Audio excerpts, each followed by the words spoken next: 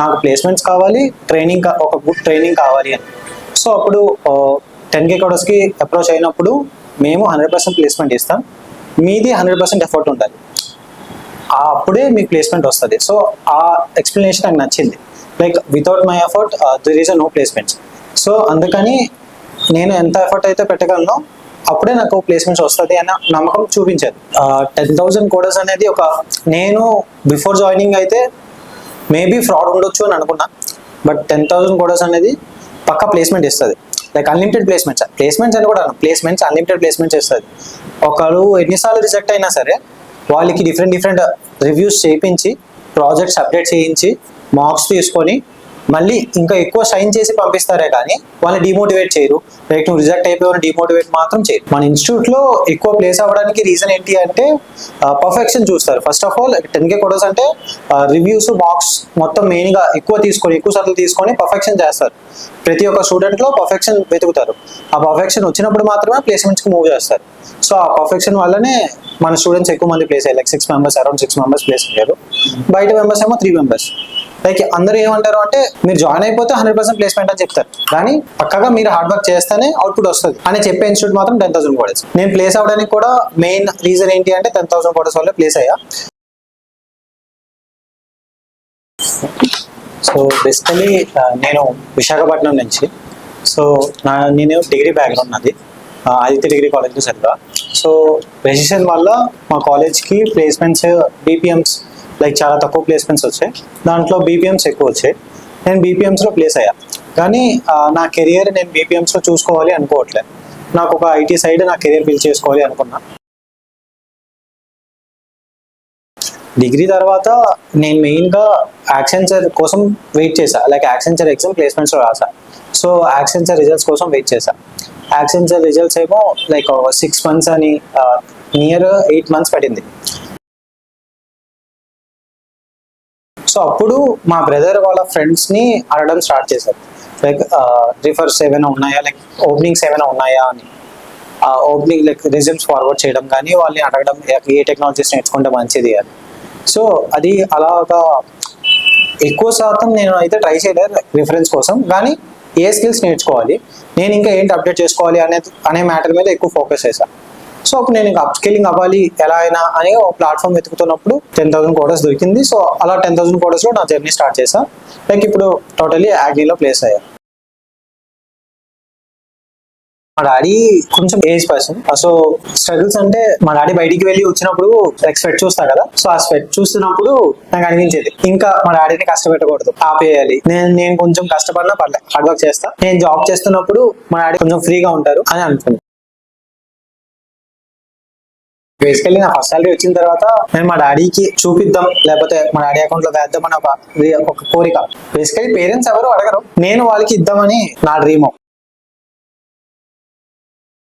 నేను ఇప్పుడు ఫీలింగ్స్ అనేది బయటకి ఎక్స్ప్రెస్ చేయను. జనరల్ గా నా వే ఆఫ్ బిహేవియర్ లోనే మా బ్రదర్ కి కానీ మా పేరెంట్స్ కి కానీ నా హ్యాపీనెస్ కానీ ఏదైనా చూపించుకుంటా. లైక్ మా బ్రదర్ కి నా నుంచి ఇది కావాలి అంటే ఉండదు, నా సక్సెస్ మా బ్రదర్ సక్సెస్. నేను ఏం చేసినా సరే మా బ్రదర్ కి హ్యాపీ, పక్కగా సపోర్ట్ చేస్తాడు అనమాట. ఒకవేళ నేను రాంగ్ వేలో వెళ్ళినా ఇది కాదు అని చెప్పి మంచి వేలో నడిపిస్తాడు. మా బ్రదర్ అన్ని లైక్ నాకు ఇది కావాలి అన్నా సరే మా బ్రదర్ దగ్గర ఉండి కొనిపిస్తాడు. అట్లా అన్నిట్లో సపోర్ట్ ఉంటాడు మా దగ్గర.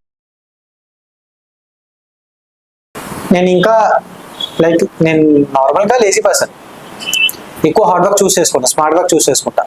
లైక్ ఎలా అంటే పర్టికులర్గా ఇది ప్రిపేర్ అయితే చాలు. బేసికలీ డిగ్రీలో ఏంటి అంటే వన్ డే బిఫోర్ ఎగ్జామ్ చదువుతాం.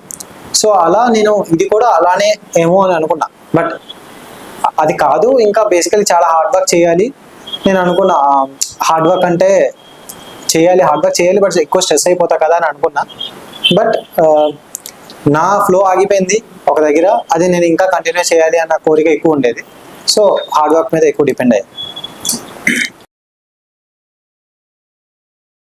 నాకేంటి అంటే భయం వల్ల ఇంట్రెస్ట్ ఎక్కువ పెరుగుతుంది. నా కోడింగ్ అంటే భయం, దానివల్ల నాకు ఇంట్రెస్ట్ ఎక్కువ పెరిగింది. సో ఇంట్రెస్ట్ ఎక్కువ పెరగడం వల్ల ప్రాక్టీస్ చేయడం ఎక్కువ మొదలు పెట్టా. ఆ ప్రాక్టీస్ టైంలో చాలా స్ట్రెస్ ఫీల్ అయ్యా. స్ట్రెస్ ఫీల్ అయినప్పుడు లైక్ ఎవరితో అయినా హెల్ప్ తీసుకునేవాడిని. ఎక్కువగా నా ఫ్రెండ్స్తో హెల్ప్ తీసుకునేవాడిని. లైక్ గూగుల్ మీట్స్ పెట్టి వాళ్ళతో కనెక్ట్ అయ్యి డౌట్స్ క్లారిఫై చేసుకునేవాడిని. ఒకవేళ వాళ్ళతో కూడా అవ్వలేదు అంటే అప్పుడు మెంటర్స్ దగ్గరికి వెళ్ళి ప్రాక్టికల్గా ఇది ఎందుకు వచ్చింది, ఇది ఎందువల్ల వచ్చింది అని అడిగి తెలుసుకొని, నేను ప్రాక్టికల్గా ఎక్కువ ఎగ్జాంపుల్స్ చేయడం వల్ల కొంచెం నాకు ఈజీ అయ్యింది. బేసికలీ నేను సెకండ్ ప్లాన్ ఉంచుకోను. సెకండ్ ప్లాన్ ఉంచుకుంటే ఎక్కువ దానికోసం డైవర్ట్ అవ్వడానికి ట్రై చేస్తాం. సో నేను ఒకటే ప్లాన్ ఉంచుకున్నా, సాఫ్ట్వేర్ డెవలపర్ అవ్వాలి ఎలా అయినా సరే. దానికోసం ఎంత హార్డ్ వర్క్ అయినా చేస్తా, సాఫ్ట్వేర్ డెవలపర్ అవ్వాలి. సో ఆ రీజన్తో ఎక్కువ హార్డ్ వర్క్ చేశాను.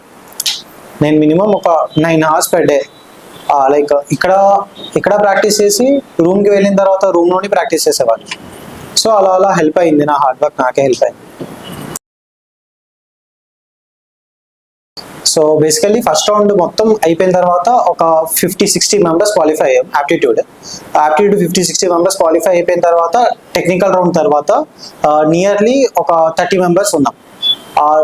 టెక్నికల్ తర్వాత మేనేజర్ రౌండ్ అయినప్పటికీ మేనేజర్ రౌండ్ అయిపోయింది, కొంతమంది రిజెక్ట్ చేసేసారు. ఇంకా కొంతమంది ఒక 20 మెంబర్స్ నియర్లీ 20 మెంబర్స్ ఒక క్యాఫ్టీరియాలో కూర్చున్న తర్వాత ఒక్కొక్కరిని రిజెక్ట్ చేస్తున్నారు మెల్లిగా. టోటల్లీ ఒక 11 మెంబర్స్ ఉన్నాం.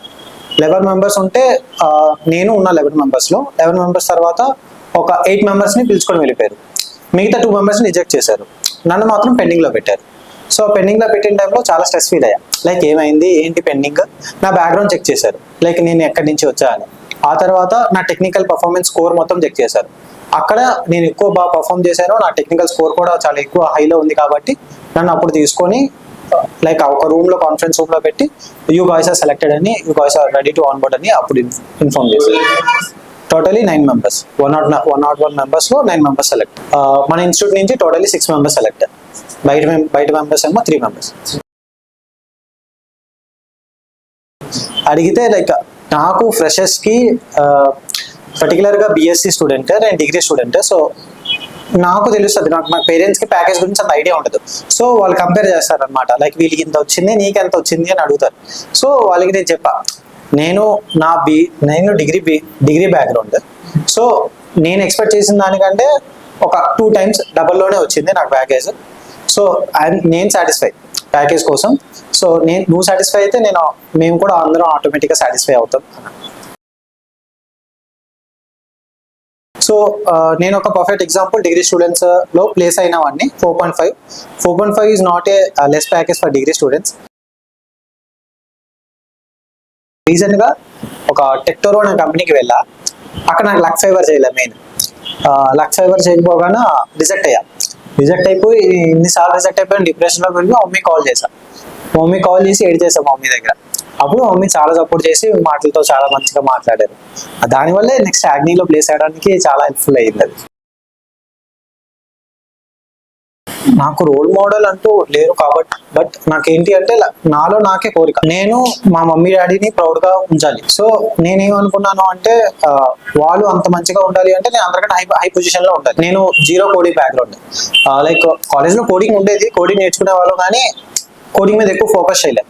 సో నేను రీచ్ అవుట్ అయినప్పుడు 10K కోడర్స్కి లైక్ 0 స్క్రాచ్ నుంచి నేర్పిస్తారు. మీకు ఏది రాదు అన్నా మేము స్టార్టింగ్ నుంచి మళ్ళీ నేర్పిస్తాం. నార్మల్గా జనరల్ స్టూడెంట్స్కి స్టార్టింగ్లో ఒక 6-7 hours పెట్టేస్తే వచ్చేసేది, కానీ నాకు మినిమం 10-12 hours పెట్టేసేది.